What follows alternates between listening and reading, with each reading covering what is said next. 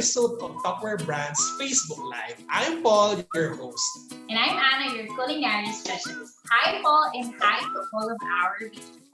Hi, Chef. Ang bilis ng panahon. No? Summer na pala. Hindi man lang natin namalayan. So, syempre, being summer, no, ito yung season na gusto natin i-flaunt yung ating mga bodies. Kaya naman lahat ng mga tao, no, super effort para magpaka-fit. At syempre, di ba, yung pagiging fit, syempre, nanggagaling din yan no, sa kinakain natin. Pero syempre, dapat yung pagiging healthy, hindi lang naman na dapat siya seasonal. Dapat all season or all year round. Tama ba, Chef? I agree with you, Paul. Better to stay home and enjoy summer in other ways like eating healthy and summer themed recipes like what we are going to share with you. Actually, I'm so excited because Tupperware has a great new product that you will surely like. So let's begin. In fact, Paul, this episode is actually for you, no? Kasi I'm going to share with you healthy dishes. It's very light. It's low in carbohydrates, but restaurant-worthy. So what I have here is steamed fish fillet. So kailangan luto na siya. I'm using dory, so it's been flaked. What I'm going to add is 3 tablespoons of breadcrumbs. Yan. 2.5 tablespoons of spring onion. So this is really nice if you want to eat less meat, diba?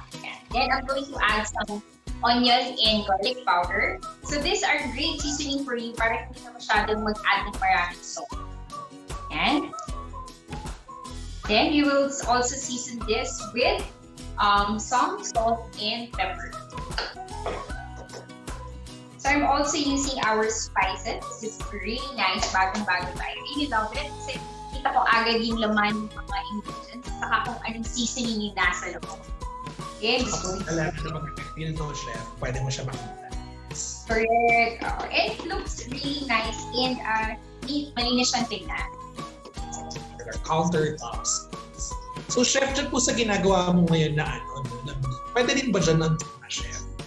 Of course, Paul. Actually, di ba sabi, as mentioned kanina, dapat lutong fish. Canned tuna is okay then to use. And actually, very convenient siya kasi hindi mo siya kailangan lutuin. Yan, we are just going to mix this. And then, maglalagay tayo ng lemon juice. Okay.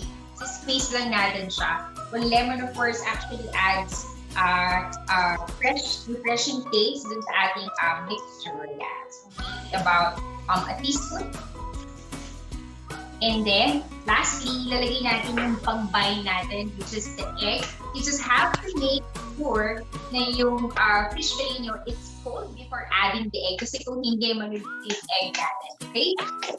Yan. Kita niyo yung mixture. Then, I will now add 1 whole egg. Dapat pala malamig siya, Chef. Tama na, malamig siya. Yes. I've actually, before we go on live, na-steam ko yung fish, tapos I let it cool down, and then saka ko siya bake. So the mixture will be like this. Tapos, we will shape this into a ball. Kailangan kasi it's not watery. So yan yung mixture. So, making patties is very easy kasi we have the US Tupperware Hamburger breast. O in fact, hindi lang beef patty yung pwedeng gamitin dyan. As you can see, we're doing some fish so you can actually create equally and nicely shaped patties. So, perfect yung shape ng ating patty, Chef. Exactly, yeah. And giving you equally shape and maganda yung patty, yung shape nila. Even din yung pagluluto nila, sabay-sabay din silang magluto. So I'll just shape this muna. Papakita ko sa inyo. Yan. I'm shaping it to a ball. And kapag nag-shape siya into a ball, hindi siya naghihiwa-hiwalay. Ibig sabihin, tama na yung texture. You don't need to add anything. And it will stay in shape kapag niluluto na natin siya. So yun ang ating Chef, yun ang ating criteria. Pag hindi na siya naghihiwa-hiwalay sa paghihilot, it's most likely to stay in its shape. Medyo tricky kasi talaga to create mga fish patties. Kaya i-require din nila na lutuin siya in advance. Lutuin yung fish in advance before making fish cake. So just put it here. So yun ang difference sa chef, no, versus like beef. Yes, beef chicken, you can mix it raw directly kasi medyo stable sila. Pero mga items like this, yeah, kailangan you shape it into a ball. If yung mixture is medyo hiwalay pa, what you can actually do is just add more breadcrumbs. So, sige, sabihin ko sana egg. So breadcrumbs ang dapat natin. Yes, breadcrumbs. Right? It will absorb more moisture. Okay? So, liligay ko na siya dyan. So, just wipe my hands. Then, we are going to use our hamburger press. So, it comes with a ring and a press. So, basically, it comes with yung kanyang container. I'll just put the ring and then I'll just press it.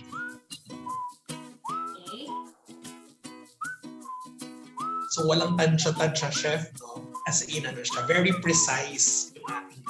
So pag tinignan ko siya, as you can see, it's nicely shaped. It's even yung kanyang height.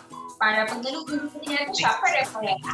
We will cook all at the same time. So I will just complete and finish all. Yung mixture na nag-senior ko sa inyo will actually create 3 fish patties. So this is 1 1/2 cream dory fillet that has been cooked. Okay. Yan. And then, pwede ko siyang, what's really nice with this, it's space saving. I can store this sa ref. Pagpapatong-patungin na siya. And, siya lulutuin, chef, no? Pwede pa natin siyang i-store temporarily. Correct.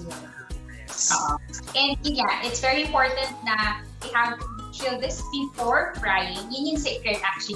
In frying in doing mga fish cake, kailangan cold yung fish before frying. So it also comes with a round seal. So yung fresh meat, beef patties, chicken patties stays fresh while it's stored in the chiller. So we just have to chill this, then we can now do our frying. Ang bilis pala niyan, chef. So what's good about the hamburger press, no? It comes with 4 keepers and 1 round seal, as dinemo nga sa atin ni Chef Anna. And in addition to that, no, it comes with a ring and a presser. So that will ensure that your patties are perfectly and uniformly shaped. So bilog na siya. So essentially, no, for that one, no, hindi lang din siya pang beef or pang pork. So as you saw earlier, na ginawa natin siya, no, for fish cakes, pwede rin siya gawin for chicken, and even for shaping rice. That's correct, Paul. No? So it's very useful talaga yung hamburger press. So okay, so let's now fry our fish. So what I have here is they're in advance and a chill. As I mentioned, it's very important na dapat chill siya before frying. I'm using a universal fry pan. I've added canola oil. So ito na yung fish na nagawa ko kanina. I'm just going to release it so I can fry it. So what I usually do para safe lang, I'll fry it 1 each at a time para to be sure na hindi siya magpipikit-pikit and hindi sila crowded din sa ating pan. Okay? So as you can see, it's perfect shape, hindi naman natatakot hawakan. Add it here. Yeah. So we will fry this for about 3 to 4 minutes until golden brown. Anyway, we're just cooking yung outside surface niya kasi hindi naman tayo matatakot na hilaw. So we just wanted to create a crispy cross fish. And so just to reinforce, guys, no, as per Chef Anna, when cooking seafood, no, dapat malamig siya. And I think for this particular case naman, no need to worry kasi luto naman na yung fish. So, yung parts na ensure tayo na lahat siya. Wala nang raw part na matitira. So, it will be cooked. So, Paul, while we wait for our fish to be already done, gagawin naman natin ang next dish and I know Paul favorite ito, the mashed organic salad. Wow, chef! Kapag favorite ko yan orderin from one of my favorite Japanese restaurants. Dahil nga pandemic, di ba? Tsaka nagkaroon ng scarcity ng veggies. So medyo mahirap siya i-avail or makuha. So I'm glad na magkakaroon tayo ng demo ng recipe na yan. Pero chef ha, ang worry ko lang dyan, kasi di pa pagkain salad, very finely done, di ba? Yung parang strips na medyo di ba? Challenge ko kasi maraming hiwa-hiwa at saka maraming preparation. So, ano ba ang gagawin mong technique para naman iwas tayo sa mga gano'n? Yan. So Paul, as mentioned, the new handy spiral is very compact, it's very handy and super easy to assemble.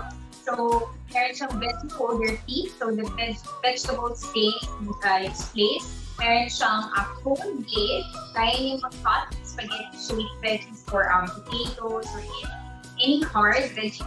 And then, meron din siyang pods. It's very easy to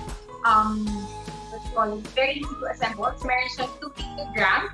So, if you slide it dun sa kanyang spiralizing, stay siya in shape with pag-stay siya sa kanyang place para safe yung pagkakat natin. So maglalak siya. Ayan. It's very stable while cutting. So what I have here is you can actually use cucumber or zucchini. So either pwedeng gamitin. Okay, so we'll start cutting our zucchini dun sa ating veggie holder. Introduce na yung ating fish patty na amoy sa Paul. Golden brown na siya, chef. We will just cut this yan. So, kita mo ang ganda. Inconsistent yung shape.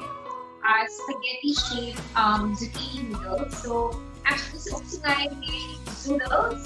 So, instead of eating a pasta base, you can cook your favorite pasta sauce and then you can use sweet potato or zucchini as your replacement, diba? So, less carbohydrates. So, ang ganda ng pag-glide niya. Consistent yung noodles, diba? As you can see, very safe, very it's compact. Malayo yung gauge of my ito. Talagang offers of superior grip. And just finishing all of our zucchini. O, diba? In no time, ready na yung candy salad. Yan. Okay. So, sauce na lang, chef, ang kulang actually, no? So, parang ang ganda ng output na very consistent, yung pagkakaano niya, yung thickness ng noodles. So, parang very done like a flow. So, parang galing resto. So I will definitely, I'm excited to get my very own handy spiralizer, no? As you mentioned niya kayo na chef, I think very intuitive din yung paggamit, no? So hindi siya mahirap i-decipher kung paano gagamitin since in-attach mo nga siya doon sa veggie holder and then pinart mo na nga siya i-rotate clockwise and then na-produce na yung strips. So perfect din pala siya, chef, no? For hard veggies, no? Kagaya na nabanggit mo kayo zucchini and cucumber, pero we can also use like the likes of potatoes, sweet potatoes, pwede rin tayo ng parsnips, no? So, for hard veggies, and then in a snap, no, in less than minutes nga, no, we have this beautiful or very beautiful spirals created na pang-replace nga for pasta. So, sauce na lang ang kulang and ready to eat na siya. Done like a pro and feels like resto. Wow! So, Paul, diba, super daling gamitin yung ating handy spiral. So, what is going to do next is we'll arrange this into our plate. Very, very easy. So, hindi ka matatakot na hindi pare-pareho yung cutting on those mo. I'll have here some chopstick. And then, lagay lang tayo ng mango sliders. Okay. So, ginawa ko lang siyang pan para naman maganda siya tignan. But, if pagkakunin mo na siya, you just have to cut it. So, our cookie is already luto. Tingnan natin siya dito. It's golden brown. Perfect yung kanyang shade. Oh, yeah.